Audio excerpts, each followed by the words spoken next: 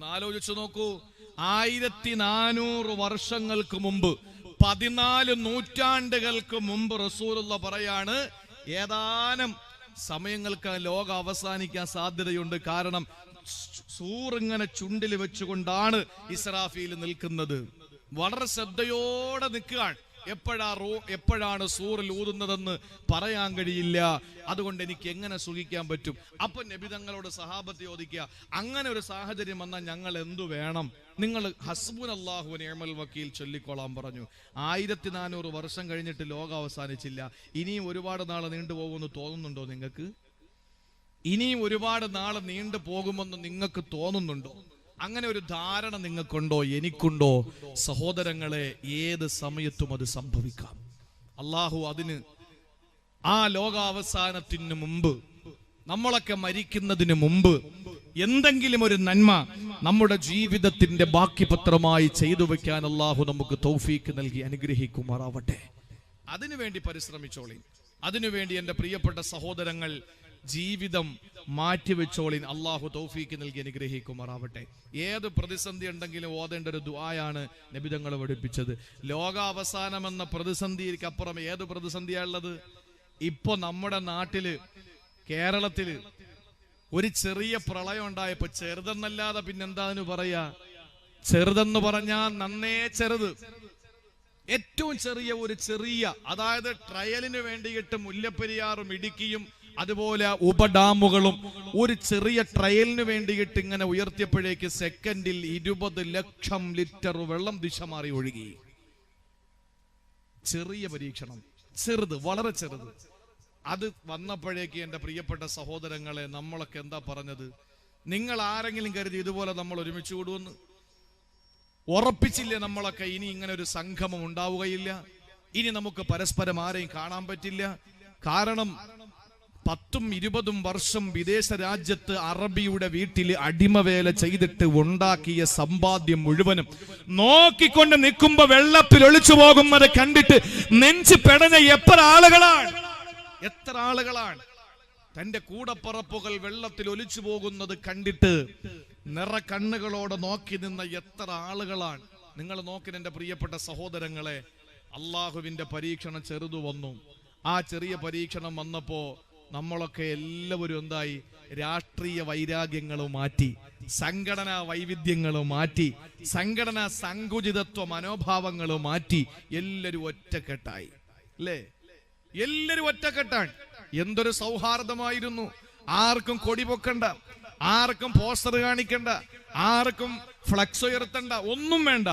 ഒരുമിച്ച് കറുത്തവനും വെളുത്തവനും, ഹിന്ദുവും മുസൽമാനും ക്രിസ്ത്യാനിയും, ഏത് പാർട്ടിക്കാരനും ഏത് സംഘടനക്കാരനും എല്ലാവരും ഒരുമിച്ച് ഒരു തളികയിലേക്ക് കൈയിട്ട് വാരി കഴിക്കുകയാണ്. അള്ളാഹുവിന്റെ ഒരു ചെറിയ പരീക്ഷണം വന്നപ്പോ എൻ്റെ സഹോദരങ്ങളെ, ലോക അവസാനം എന്ന് പറയുന്നത് അതുപോലെയാണോ? ആകാശം പൊട്ടിയങ്ങ് വീഴും, നക്ഷത്രങ്ങൾ തകർന്നിങ്ങ് താഴെ വീഴും, കടലിലെ വെള്ളങ്ങൾ മുഴുവന് കത്തിക്കപ്പെടും, തീയാവും. ഈ പർവ്വതങ്ങളൊക്കെ അപ്പൂപ്പൻ താടി പോലെ പാറിപ്പറന്ന് നടക്കും. ഇതാണ് ലോകാവസാനത്തിന്റെ അടയാളങ്ങൾ. നിങ്ങളൊന്ന് ആലോചിച്ച് നോക്കൂ. ആ സമയത്ത് ഭൂമി കിടുകിടാ വിറപ്പിക്കപ്പെടും. അന്ന് ഇതിനകത്തുള്ളത് സർവ്വതും പുറന്തള്ളപ്പെടും. ആളുകൾ നോക്കുമ്പോൾ സ്വർണത്തിന്റെ കൂമ്പാരമാകുമെന്ന് നബി മുഹമ്മദ് മുസ്തഫ. ഈ ഭൂമിയുടെ അടിത്തട്ടിൽ മുഴുവനും സ്വർണത്തിന്റെ കനികളാണ്. അത് മുഴുവനും പുറന്തള്ളിയിട്ട് നമ്മുടെ പള്ളിയുടെയും വീട്ടിന്റെയും മുമ്പിലൊക്കെ ഇങ്ങനെ കുന്നുകൂടി സ്വർണത്തിന്റെ വലിയ വലിയ കട്ടികൾ കിടക്കുകയാ. അത് കണ്ടിട്ട് നമ്മൾ പറയും, ഇതിനു വേണ്ടിയിട്ടല്ലേ നമ്മൾ തമ്മി തല്ലിയത്, ഇതിനു വേണ്ടിയിട്ടല്ലേ ഞാൻ എൻ്റെ ഭാര്യയെ കൊണ്ടുവന്നങ്ങ് ആക്കിയത്, ഇതിനു വേണ്ടിയിട്ടല്ലേ ഞാൻ ഒരുത്തനെ കൊന്നത്, ഇതിനു വേണ്ടിയിട്ടല്ലേ ഞാൻ മറ്റുള്ളവനോടൊക്കെ ഷൗട്ട് ചെയ്തത്. ഇപ്പൊ ഇതാർക്കും വേണ്ട. എന്തൊരു കാര്യമാണ്. കാലൽ ഇൻസാനു മാലഹ, എന്തുപറ്റി എന്ന് പറയുന്ന ആ ലോകാവസാനം അല്ലാതെ ഏതാണ് ഏറ്റവും വലിയ പ്രതിസന്ധി? ഒന്നുമല്ല. അപ്പൊ നമ്മൾ പറയേണ്ട ദിക്ർ ഏതാ? ലാ ഹൗല വലാ ഖുവത ഇല്ലാ ബില്ലാഹിൽ അലിയിൽ അലീം, ഹസ്ബുനല്ലാഹു വ നിഅമൽ വക്കീൽ. നബി തങ്ങൾ പറഞ്ഞു, ഖൂലു ഹസ്ബുനല്ലാഹു വ നിഅമൽ വക്കീൽ. അല്ലാഹു നമുക്ക് ജീവിതത്തിൽ സൂക്ഷ്മത പാലിക്കാനുള്ള തൗഫീഖ് അല്ലാഹു നൽകി അനുഗ്രഹിക്കുമാറാവട്ടെ. സഹോദരങ്ങളെ, വളരെ സെക്കൻഡുകൾ കൊണ്ട് ലോകം അവസാനിക്കുമെന്ന് പറയുമ്പോൾ ചില അടയാളങ്ങൾ വരാതെ ലോകം അവസാനിക്കില്ല എന്ന് നബി മുഹമ്മദ് മുസ്തഫ. ഉറക്കം വരുന്നില്ലല്ലോ, സമയമായില്ലല്ലോ. എന്താ ഇടയ്ക്കിടയ്ക്ക് പോകുന്നുണ്ട് പ്രശ്നം?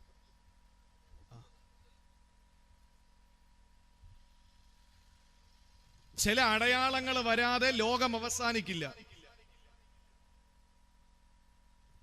ആ അടയാളങ്ങൾ പറഞ്ഞത് 1400 കൊല്ലങ്ങൾക്ക് മുമ്പാണ്. അന്ന് ഈ പറയുന്ന അടയാളങ്ങളൊന്നും ഇല്ല.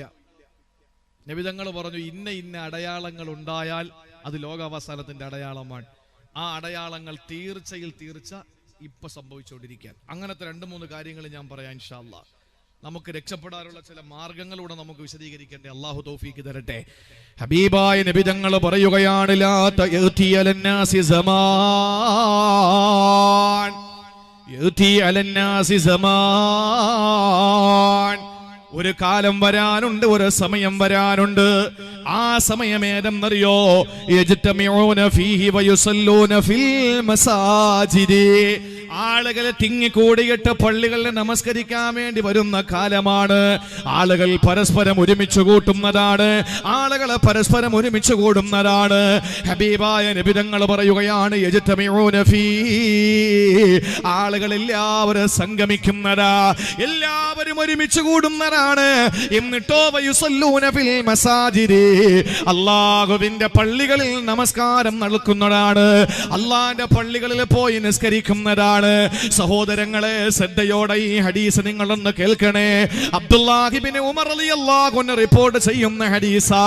ആദരവായ പ്രവാചകൻ നബി സല്ലല്ലാഹു അലൈഹി വസല്ലമ തങ്ങൾ പറയുകയാ, ഈ പറയുന്ന സംഭവം നമ്മുടെ മഹല്ലിലില്ലേ, നമ്മുടെ നാട്ടിലില്ലേ, നമ്മുടെ നാടുകളിലില്ലേ? സഹോദരങ്ങളെ, ലോകം അവസാനമായി അന്ന് നമുക്ക് മനസ്സിലാക്കിക്കൂടെ? ഇനി എന്തിനാണൊരു വൈകൽ? ഇനി എന്തിനാണൊരു പിന്തൽ? നമുക്ക് നന്മയിലേക്ക്, സുഹൃതങ്ങളിലേക്ക് നമുക്ക് സുസജ്ജമായ നിലയിൽ കടന്നു വന്നൂടെ? ഈ അനുഗ്രഹീതമായ കൂട്ടായ്മയിൽ നിങ്ങൾക്കൊന്ന് അണിനിരന്നൂടെ? ഇതിനെ നിങ്ങൾക്കൊന്ന് പ്രോത്സാഹിപ്പിച്ചുകൂടെ? കാരണം ലോകാവസാനത്തിന്റെ അടയാളങ്ങൾ ഹബീബായ തങ്ങൾ പറഞ്ഞത്, യഅതി അലന്നാസി സമാൻ.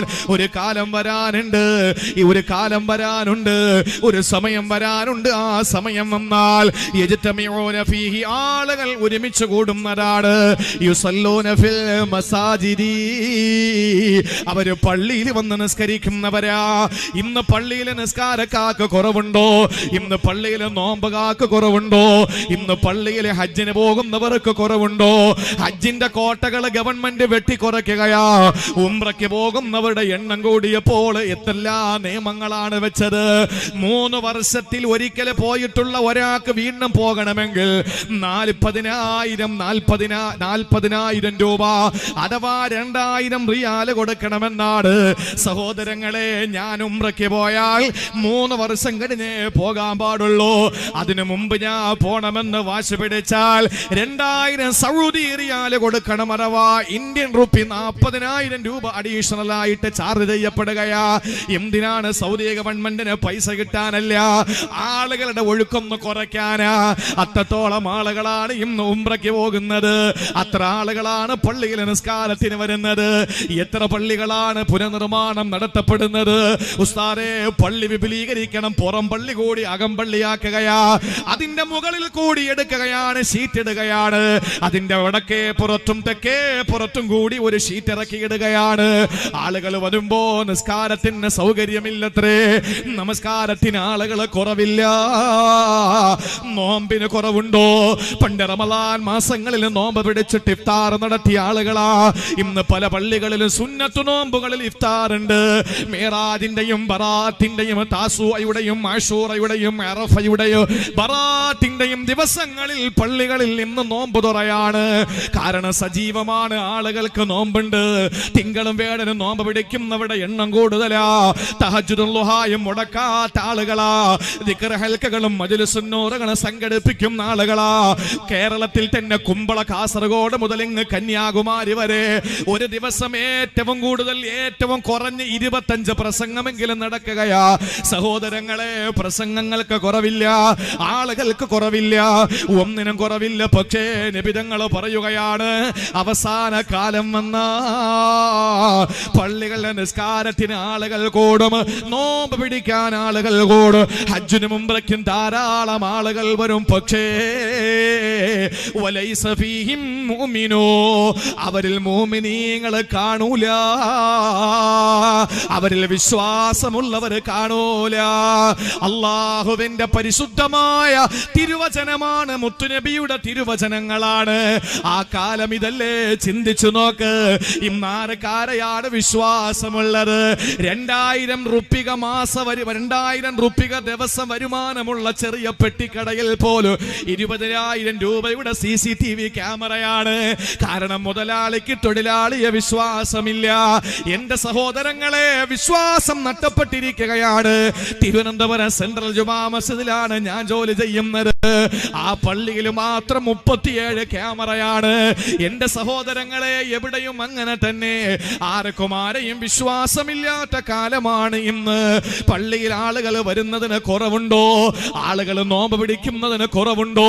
പക്ഷേ വിശ്വാസം അവരുടെ ഹൃദയത്തിലില്ല. ഈമാനില്ലാത്ത കൗമാണി എന്ന് പഠിപ്പിച്ചതാരാ?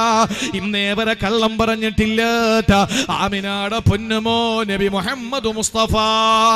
സഹോദരങ്ങളെ, ഈമാനിന്റെ കുറവിന്റെ ഏറ്റവും വലിയ പ്രകടമായ തെളിവെന്തെന്നറിയോ? ഈമാനില്ലാത്തതിന്റെ ഏറ്റവും വലിയ തെളിവാണ് നിസ്സാര പ്രശ്നങ്ങൾ മതി അവര് തമ്മിൽ ഉടക്കി തമ്മിൽ അകന്നു പോകുന്നു. മനുഷ്യൻ തമ്മിൽ അകന്നുകൊണ്ടിരിക്കുന്ന ഈമാനിന്റെ കുറവാണ്. അള്ളാഹു നമുക്ക് ഈമാൻ നൽകട്ടെ. ഈമാൻ ഉണ്ടാകാൻ ഒരു ചെറിയ വഴി ഞാൻ പറഞ്ഞു തരാം.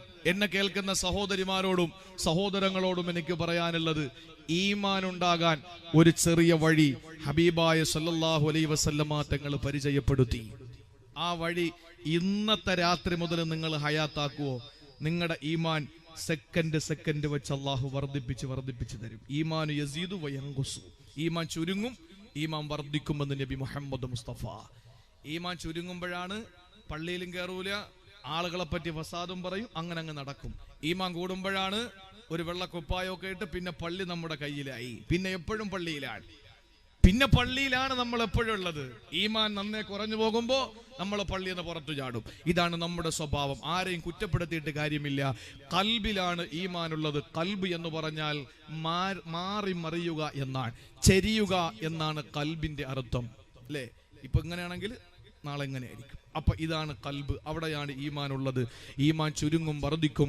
അള്ളാഹുവിന്റെ റസൂൽ സല്ലല്ലാഹു അലൈഹി വസല്ലം തങ്ങൾ പഠിപ്പിക്കാൻ എപ്പോഴാണോ ചുരുങ്ങിക്കോട്ടെ, പക്ഷെ മരിക്കുന്ന സമയത്ത് അതിന്റെ ഫുൾ പവർ അള്ളാഹു നമുക്ക് നൽകി അനുഗ്രഹിക്കുമാറാവട്ടെ. ഈമാനില്ലാത്ത വിഭാഗമാണ് നിസ്കാരത്തിന് തിങ്ങിക്കൂടുന്നതെന്ന് നിബിധങ്ങൾ പഠിപ്പിച്ചു. അതിന്റെ ഏറ്റവും വലിയ തെളിവാണിത്. അത് ഞാൻ ഈമാൻ ഉണ്ടാകാൻ കാര്യം പറയാം. അത് പറയുമ്പോൾ മനസ്സിലാവും ഇന്ന് നമ്മുടെ ഇടയിൽ ഇത് വളരെ കുറവാണ്. അതുകൊണ്ട് തന്നെ നമ്മൾ അകന്നുകൊണ്ടിരിക്കുകയാണ്. ഒരു ചെറിയ വഴി, ഒരു ചെറിയ തന്ത്രം, സൂത്രം, അത് നിങ്ങൾക്ക് ഇൻഷാ അല്ലാഹ് ഞാനൊന്ന് പറയാൻ.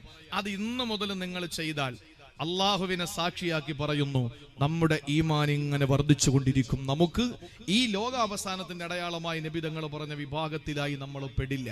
അള്ളാഹു കാത്തുരക്ഷിക്കട്ടെ. എന്താ നബി തങ്ങൾ പറഞ്ഞത്? ലാ തദ്ഖുലുൽ ജന്ന ഹത്താ തുഅ്മിനൂ, നിങ്ങൾ വിശ്വാസികളാകുന്നത് വരെ സ്വർഗത്തിൽ കടക്കൂല. നിങ്ങൾ ഈമാനുള്ളവരാകുന്നത് വരെ നിങ്ങൾക്ക് സ്വർഗം ലഭിക്കില്ല.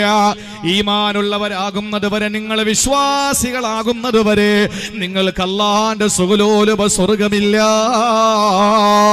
ശേഷം നബി തങ്ങൾ പറയുകയാണ്, വലാ തുഅ്മിനൂ, നിങ്ങൾ വിശ്വാസികളാവുകയില്ല ഹത്താ തഹബ്ബു, നിങ്ങൾ പരസ്പരം ഇഷ്ടപ്പെടുന്നത് വരെ, നിങ്ങൾ പരസ്പരം ഒന്ന് ഉള്ളു തുറന്ന് സ്നേഹിക്കുന്നത് വരെ നിങ്ങൾ ആരും തന്നെ വിശ്വാസികളാകില്ലെന്ന് മുഹമ്മദ് റസൂലുള്ളാഹ്. പരസ്പരം നിങ്ങൾക്കൊന്ന് സ്നേഹിച്ചൂടെ സഹോദരങ്ങളെ?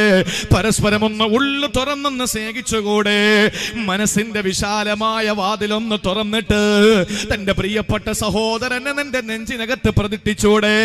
എന്നാ നമുക്ക് ഈമാന് വർദ്ധിക്കുമെന്നാണ് നബി തങ്ങൾ പറയുകയാണ്. നിങ്ങൾ പരസ്പരം ഇഷ്ടപ്പെടുന്നത് വരെ മോമിനീങ്ങളല്ല, നിങ്ങൾ മോമിനീങ്ങളാകുന്നത് വരെ റബ്ബിന്റെ സ്വർഗവും നിങ്ങൾക്ക് കിട്ടൂല.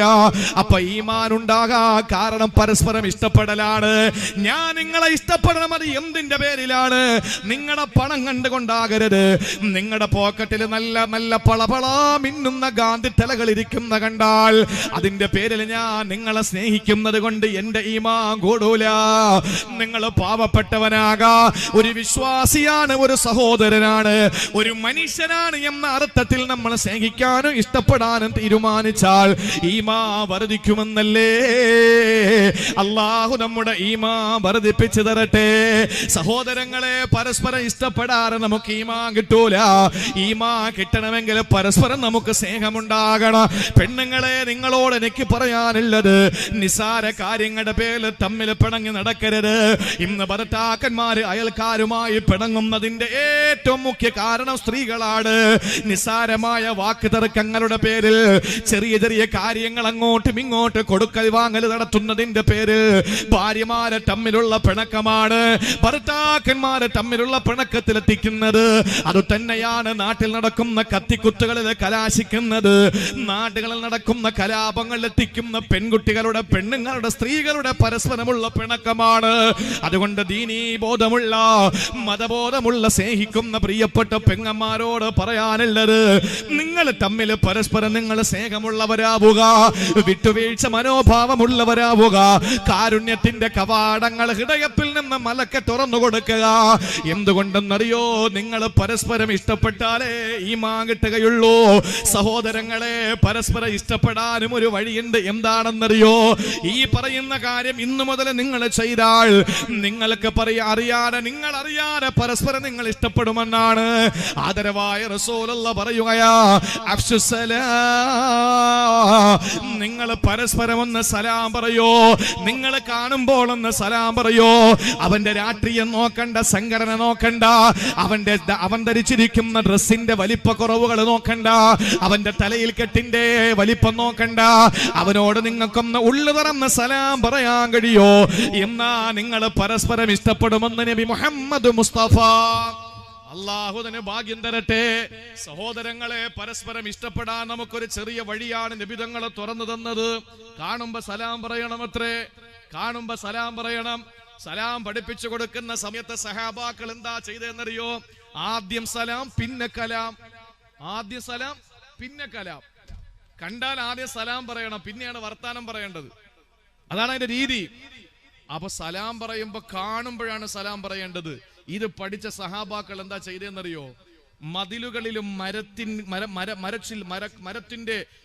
മരങ്ങളിലും അതുപോലെ തന്നെ പാറകളിലും സഹാബാക്കൾ ഒളിച്ചിരിക്കും. ഇപ്പൊ ഈ ബോക്സിന്റെ പിന്നിൽ വന്നിട്ട് നേരെ അങ്ങോട്ട് ഇറങ്ങിയിട്ട് സലാം പറയും. കാണുമ്പോഴാണല്ലോ സലാം പറയേണ്ടത്. എന്നിട്ട് വീണ്ടും ഇപ്പുറത്തൂടെ ഇവിടെ വരും. എന്നിട്ട് വീണ്ടും അങ്ങോട്ട് ഇറങ്ങിയിട്ട് സലാം പറയും. കൂടുതൽ കൂലി കിട്ടാനും അവർക്ക് പരസ്പരം കൂടുതൽ ഇഷ്ടപ്പെടാനും.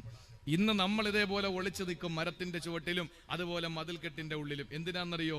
വരുന്നത് ഞങ്ങളിൽപ്പെട്ടവനല്ല, അതുകൊണ്ട് അവന്റെ സലാം പറയാതിരിക്കാൻ വേണ്ടിയാ. അത് ലോകാവസാനത്തിന്റെ ഏറ്റവും വലിയ അടയാളമല്ലേ സഹോദരങ്ങളെ? ഉള്ളു തുറന്നൊന്ന് സലാം പറയാൻ നമുക്ക് എന്താ മടി? ഞാൻ ചോദിക്കട്ടെ, സലാം പറയുന്നതിന് അള്ളാഹു വെച്ചിരിക്കുന്ന കൂലി 100 എണ്ണമാണ്. എത്ര റഹ്മത്താ, എത്ര കൂലിയാണ്? 100 കൂലിയാണ്. സഹോദരങ്ങളെ, ലോകം അവസാനിക്കുന്നത് എപ്പോഴെന്ന് പറയാൻ കഴിയില്ല. പക്ഷേ ആദരവായ പ്രവാചകന് സ്വഹാബത്തിനോട് വിവരിക്കുകയാണ്. സ്വഹാബത്തെ, എനിക്കെങ്ങനാണ് രസിക്കാൻ കഴിയുക? എനിക്കെങ്ങനാണ് സന്തോഷത്തോടെ നടക്കാൻ കഴിയുക? ഖദിൽ തഖമഹു വസഗാ സമഉഹു വഹനാ ജബ്ഹതഹു. സൂറന്ന കാഹളമുണ്ടല്ലോ, ലോകനശീകരണായുധമുണ്ടല്ലോ, അത് ഇസ്രാഫീൽ എന്ന മലക്കു ചുണ്ടിലേക്ക് ചേർത്ത് വെച്ചിരിക്കുകയാ. എന്നിട്ട് അസ്ഗാ സമഉഹു, ചെകിടങ്ങ ഇങ്ങനെ കൊടുത്തു നിൽക്കുകയാ. നെറ്റിത്തടം ഇങ്ങനെ കുനിച്ചു നിൽക്കുകയാണ്. ഇത് മനസ്സിലാക്കാൻ ഞാൻ നിങ്ങൾക്കൊരു ഉദാഹരണം പറഞ്ഞു തരാ. ഒരു മൈതാനത്ത് ഓട്ട മത്സരം നടക്കുകയാ.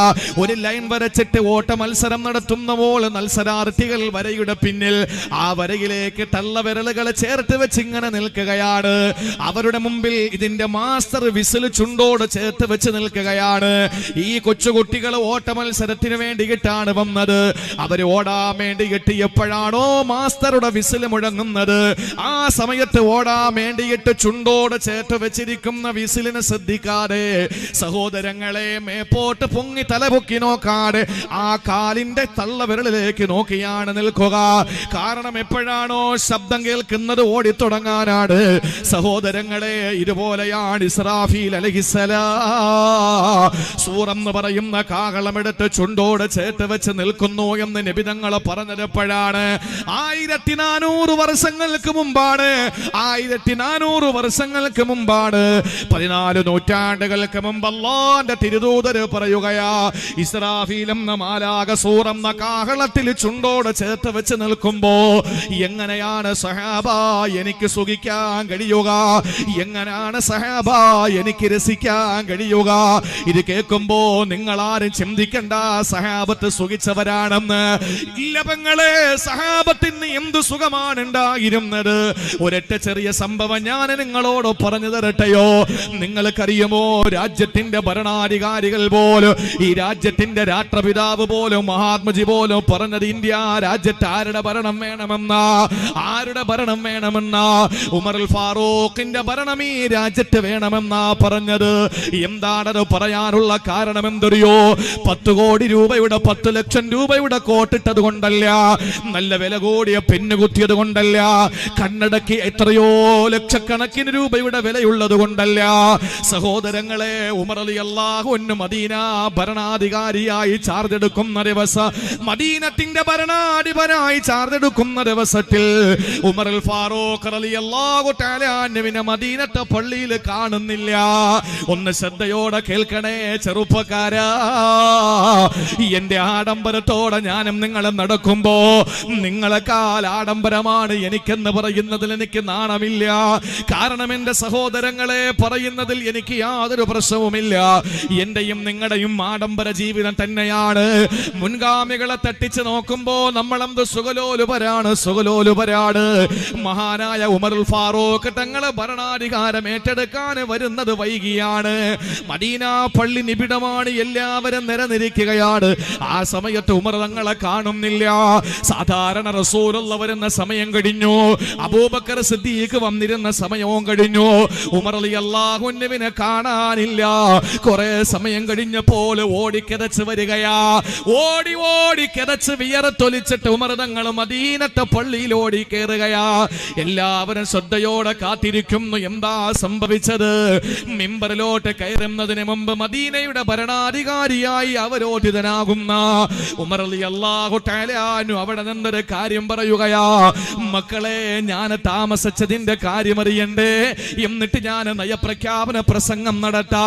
ഞാൻ വൈകിയതിന്റെ കാരണം നിങ്ങളോട് പറഞ്ഞിട്ട് വേണം എനിക്ക് മിമ്പറിൽ കയറി നയപ്രഖ്യാപനം നടത്താൻ. അങ്ങനെ ആളുകളെ ശ്രദ്ധയോടെ കാത്തിരിക്കുമ്പോൾ ഉമറുൽ ഫാറൂഖ് തങ്ങൾ വൈകിയതിന്റെ കാരണം പറയുകയാ. എന്താ വൈകിയതെന്ന് അറിയോ? ഉമർ തങ്ങൾ പറയുന്നു, സഹാബാ, ഇന്നത്തെ ദിവസം ഉമറിന്റെ ജീവിതത്തിന് നിർണായക ദിവസമാണ്. ഇന്നത്തെ ദിവസം അല്ലാഹു അനുഗ്രഹിച്ച ദിവസമാണ്. മദീനയുടെ ഭരണസാരഥ്യം ഞാൻ ഏറ്റെടുക്കുന്ന ദിവസമാ. ഒരു ആത്മീയ സാമ്രാജ്യത്തിന്റെയും 2 ഭൗതിക സാമ്രാജ്യത്തിന്റെയും അധിപനായി ഞാൻ അവരോധിതനാവുകയാ. ഇന്നത്തെ ദിവസം ഞാൻ ധരിക്കുന്ന ഏറ്റവും നല്ല വസ്ത്രമാകണ്ടേ സഹാബ? ഇന്ന് ഞാൻ ഏറ്റവും നല്ല വസ്ത്രമല്ലേ ഇടേണ്ടത്? ഏറ്റവും നല്ല കുപ്പായമല്ലേ ധരിക്കേണ്ടത്? ഏറ്റവും നല്ല കന്തൂറയല്ലേ ധരിക്കേണ്ടത്? ഏറ്റവും നല്ല ജുബ്ബയല്ലേ ധരിക്കേണ്ടത്? സഹാബാക്കൾ സമ്മതിച്ചു. ഉമർ തങ്ങൾ പറയുന്നു, സഹാബത്തെ, ഞാൻ ഇന്നലെ രാത്രി നോക്കുമ്പോ ആ ഏറ്റവും നല്ല ജുബ്ബ കന്തൂറ അഴുക്ക് പിടിച്ച് കിടക്കുകയാ. അത് ഞാൻ എടുത്ത് കഴുകി സഹാബ. പിറ്റേന്ന് നേരം വെളുത്ത് ഞാൻ ഉണങ്ങാൻ വിരിച്ചു സഹാബ.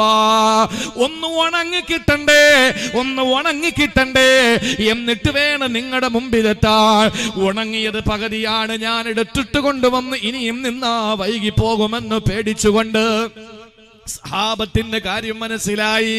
സഹാബത്തിന് കാര്യം മനസ്സിലായി. നോക്കുമ്പോൾ മദീന പള്ളിയുടെ മിമ്പറിലേക്ക് ഉമർ തങ്ങൾ നയപ്രഖ്യാപനത്തിന് കയറുകയാ. ആ സമയത്ത് മദീന പള്ളിക്കകത്തൊരു കൂട്ടക്കരച്ചിൽ നടക്കുന്നു. എന്താ കാര്യമെന്നറിയോ?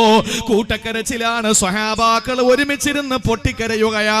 മദീന പള്ളി ഇതുപോലൊരു കരച്ചിലിന് രണ്ട് സമയത്താണ് സാക്ഷ്യം വഹിച്ചത്.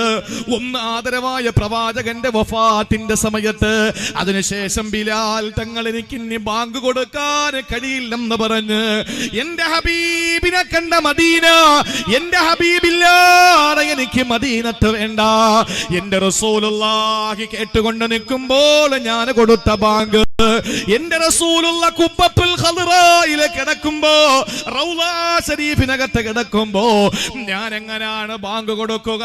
ഇല്ല, എന്നെ കൊണ്ട് കഴിയില്ല. ഒരു ഭാണ്ഡക്കെട്ടുമാകിട്ട് മദീനയിൽ നിന്ന് ബിലാൽ റളിയല്ലാഹു അൻഹു പൊട്ടിക്കരഞ്ഞുകൊണ്ട് മദീനത്ത് നിന്ന് മടങ്ങി പോകുന്ന ദിവസമാണ് സഹാബത്ത് കരഞ്ഞത്. മൂന്നാമത് കരഞ്ഞത് സിദ്ദീഖ് തങ്ങളുടെ ശേഷം ഫാറൂഖ് തങ്ങൾ നയപ്രഖ്യാപനം നടത്തുമ്പോഴാ. എന്താ കരയേണ്ട കാരണമെന്നറിയോ? കാരണം ബോധിപ്പിച്ചല്ലോ. തുണി ഞാൻ അലക്കി ഉണങ്ങാൻ വിരിച്ചിരുന്നു, അതാണ് വൈകിയ കാരണമെന്ന് പറഞ്ഞു. പക്ഷേ മിമ്പറിലോട്ട് കയറുന്നപ്പോ സഹാബാക്കള് കൂട്ടക്കരച്ചിലാണ്. എന്താ കരയേണ്ട കാരണമെന്നറിയോ? ഏറ്റവും നല്ല വസ്ത്രമാണ് ഞാൻ ധരിച്ചതെന്ന് പറഞ്ഞ ഉമർ തങ്ങൾ, ഇന്നത്തെ ദിവസം ഞാൻ ഭരണാധിപനായി ചാർജെടുക്കുന്ന ദിവസമാണ്, അതുകൊണ്ട് എന്റെ ജീവിതത്തിൽ ഇന്ന് ഏറ്റവും നല്ല വസ്ത്രം ഞാൻ ധരിക്കണം, അലങ്കാരത്തോടെ വരണമെന്ന് പറഞ്ഞ ഉമർ തങ്ങളുടെ കുപ്പായം കണ്ടത് സഹാബത്ത് മദീനയുടെ മിമ്പറിൽ നിൽക്കുമ്പോഴാണ്. അല്ലാഹുവേ, 40ഓളം സ്ഥലങ്ങളിൽ തുന്നിത്തെച്ചതാണ്, 40ഓളം സ്ഥലങ്ങൾ തുന്നിത്തെച്ചതാണ്, കണ്ടം വെച്ച തുണിയാണ്, 40ഓളം സ്ഥലങ്ങളിൽ തുന്നിച്ചേർത്ത് വെച്ചിരിക്കുന്ന കുപ്പായമാണ്. ഉമർ റളിയല്ലാഹു അൻഹു കരച്ചിലടക്കി പിടിച്ച് ഖുത്ബ നടത്തുകയാ. സ്വഹാബാക്കൾ വല്ലാതെ പൊട്ടിക്കരഞ്ഞു പോവുകയാ. ഇങ്ങനെ ഒരു ഭരണാധികാരി കഴിഞ്ഞു പോയിട്ടുണ്ട്, 10 ലക്ഷത്തിന്റെ കോട്ട് ധരിച്ചിട്ടില്ല. സഹോദരങ്ങളെ, അത് ദീർഘവീക്ഷണത്തോടെ മനസ്സിലാക്കിയ ഖലീഫ ഉമറിന്റെ ഭരണ രാജ്യത്ത് വേണമെന്ന് പറഞ്ഞത് മഹാത്മാഗാന്ധിജിയാണ് എങ്കിൽ, എന്റെ പ്രിയപ്പെട്ട സഹോദരങ്ങളെ, സഹാബത്തിനോട് നബി തങ്ങൾ ഞാൻ എങ്ങനെയാണ് സുഖിക്കുക എന്ന് ചോദിക്കുമ്പോ സഹാബത്ത് സുഖിച്ചു എന്ന് കരുതണ്ട.